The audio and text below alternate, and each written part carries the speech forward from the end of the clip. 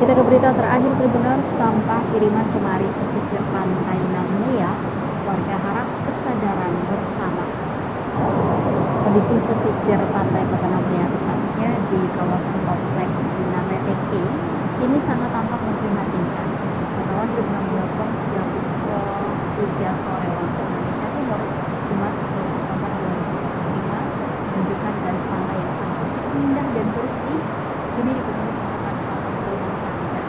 Berbagai jenis limbah tampak berserakan di sepanjang garis pantai, mulai dari plastik sekali pakai, pakaian bekas, hingga sisa-sisa material rumah tangga.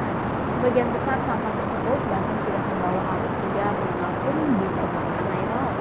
Kondisi ini menunjukkan kurangnya kesadaran masyarakat dalam membuang sampah pada tempatnya, serta lemahnya pengelolaan sampah di wilayah pesisir.